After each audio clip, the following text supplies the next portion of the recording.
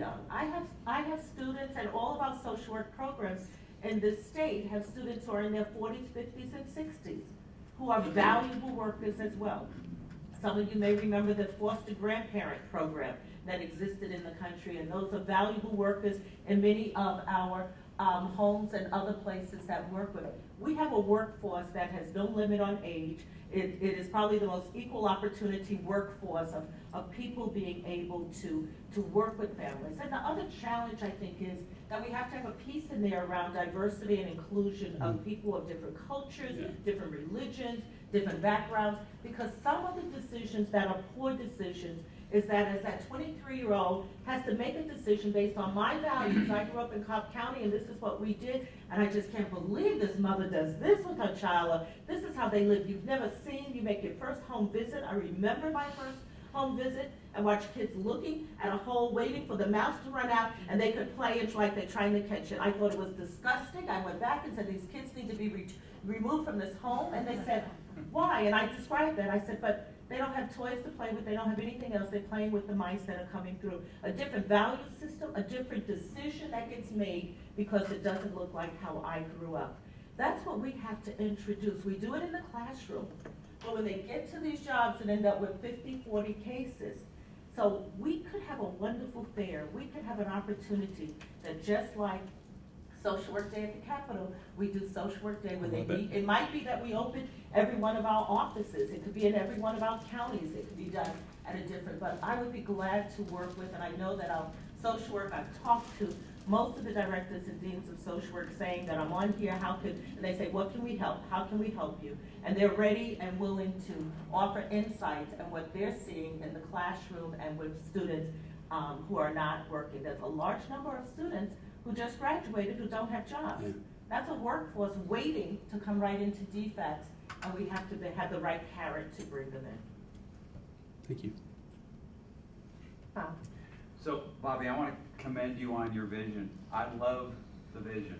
I think that's exactly the right kind of vision. I think the public needs to know that that's the vision. And I want to just piggyback on what everybody's been saying, particularly Melissa. I'm a data kind of person. I like to see trends. I like to see where things are going. And I know that in my stakeholder group, need is really important. So my sources tell me that from July of last year to July of this year, we're up 25% or more in kids in the foster care system. I use that data to motivate and encourage people to get engaged. I think having a regular push of information with aspirational kind of things out there that shows how we're driving towards that is going to be really important. And I think action driving towards goals always motivates the people that I've talked to. And I think if you pair it with some of these the anecdotal stories and some of the goodness, I think we're going to start to build the right kind of reputation, the right kind of forward momentum. And I think a lot of good things have been happening, but the data never comes out unless there's a problem. Let's talk about the trends. These are overwhelming societal issues that stem way beyond the control of your department. We got a team together to work on those things. Let's get everybody moving and motivated to go in the same direction, drive the community support. That's my interest is trying to drive the 904 United Methodist churches in the North Georgia Conference. There's another 500 in the South Georgia Conference. There's thousands of churches, thousands of communities I think that will rise up and work towards the problem if they understand there's opportunity and need. So that would be my recommendation. I'd love to work and help on that part. I think Bob brings up a good point, and that's how do we communicate what your vision and plan is, and it goes back to kind of the PR, but I think that messaging is important because it gives not only the public something positive to work towards, but internally as well. Not everybody's going to have the benefit of sitting in a meeting with you, so how do we get you and your vision out to everyone? And it has to be more than just me. It really has to be my leadership team at DFACS. It has to be this group that puts this out. We can't carry the message alone, and by nature of the fact that we are a system in crisis and have been for some time, we are automatically suspect when we put a goal like that out. So those that know us and know where we're headed really need to help us tell that story. We will work very hard at that. We're developing a communications plan for that, and I have some good ideas around how to get that message out. We really need to work with a media consultant group and work on developing that, and are actually talking about that at this point in time. I just wanted to make a quick comment. I think we talk a lot about DFACs, and those of you who know me, I work very, very closely with DFACs. And I think what's important to remember is that we need to look at the child welfare system, and the system is not DFACs. The system is all of us. It's the schools, it's CASA, it's the judges, it's the attorneys, it's the private providers, it's all of us working together. And as long as we're supportive of DFACs is supportive of us, I think we can accomplish a lot more together. And what I've really appreciated is DFACs' willingness to say, yeah, we need some help with this little issue. Can you help me with that? And we're willing to do that, and I think all of us as community stakeholders are willing to do that.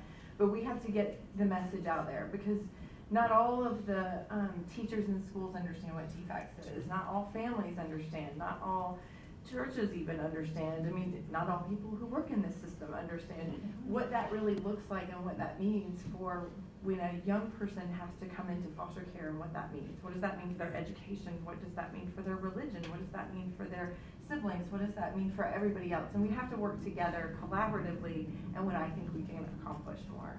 And I think that DFACs should be praised, and I think that they shouldn't be bad guys, but at the same time, you've got to release some of your stuff to us to help carry the burden together. And it reminds me a lot of the Raise Me Up campaign you and I worked on many, many years ago about it's not just that we need more foster parents, and we don't just need to support DFACs, we need to support youth. Yes, absolutely. Mr. Gager. Right. Bobby, thank you very much for what you're doing. One thing that I would like to see some consideration for, and I'd like to see hear your comments about, if we talk about the PR or communications, or communities talking and really understanding what the issues are. How would a standalone, if you will, a college board, and we keep talking about referring to this group, but what about a standalone DFACs board that's made up of the right folks that represent the right communities, that it's not trying to build a resume in terms of a board, but has some real issues, that are real interested in the children's issues in this state, and willing to stand up and talk about those things as a board, as an accountability board is what I like to call it. How does that seem like something that might work? Dwayne, you and I are like channeling this thing. I just talked to Katie Jo the other day at a meeting about something very, very similar. And I'll just say this, I think what's disappointing to me is when you read the newspaper, when there's a crisis, you never hear from anybody except the fires on somebody, and you never hear from anybody else. And so I just think the right kind of mixture of the right leadership on a board to really be. I think we have examples where that has worked very well. My board at the Department of Early Care and Learning, and I'm not disparaging the DHS board, we have a board, but they are charged with everything within the Department of Human Services. At DeKalb, we had a board that was so active that they were actually out in the community engaged with our programs on a regular basis. Everybody on the board.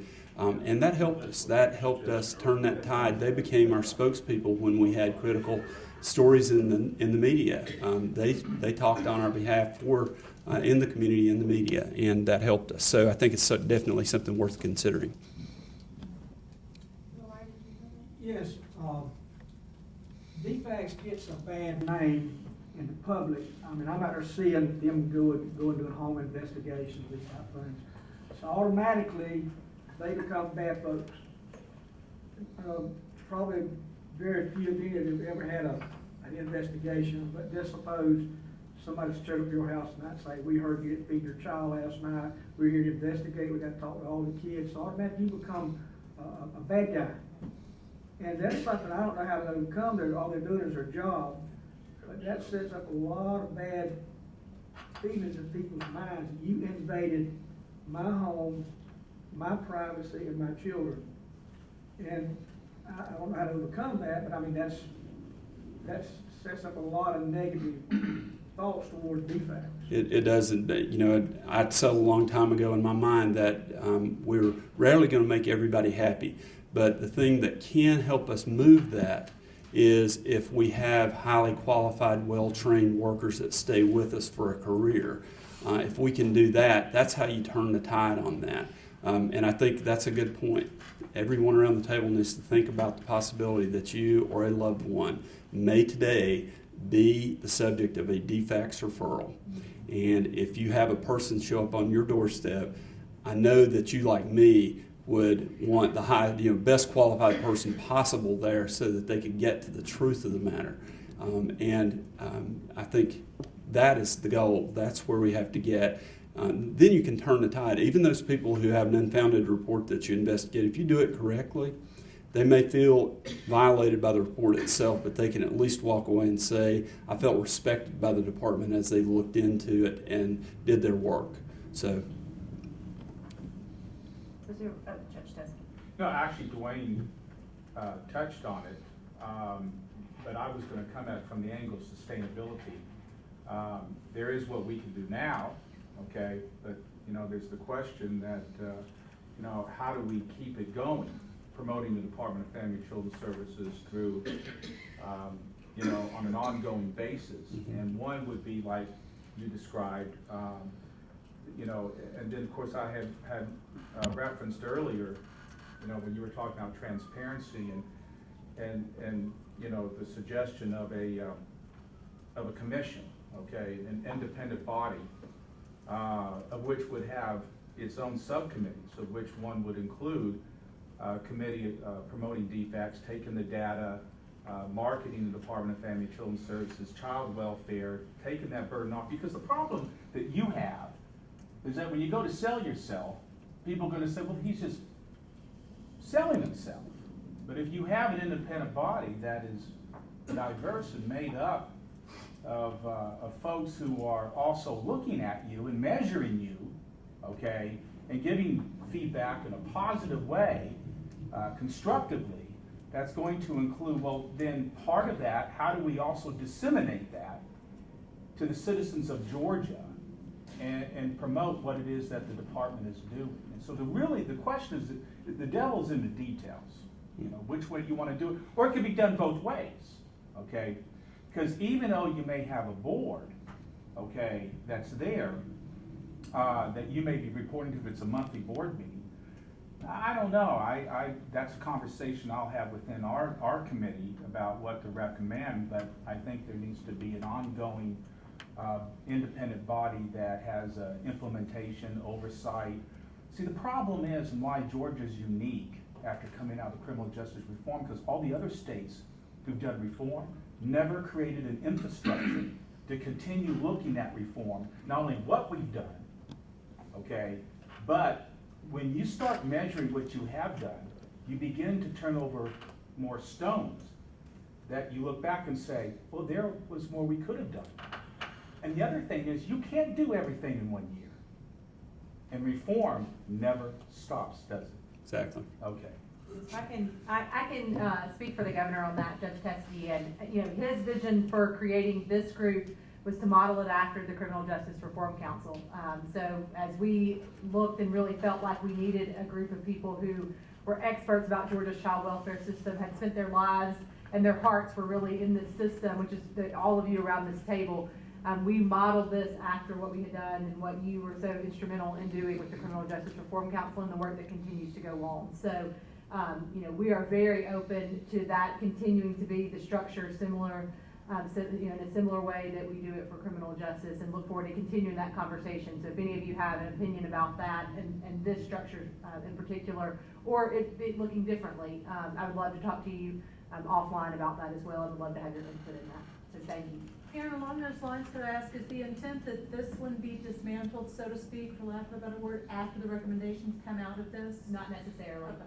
We have no timeline as to when we have to close this commission. So The governor was very intentional about that for that reason. Thank you. Which is where it's different from the criminal justice. Bobby, I just want to applaud your vision, because, if we don't ever set ourselves a high vision, we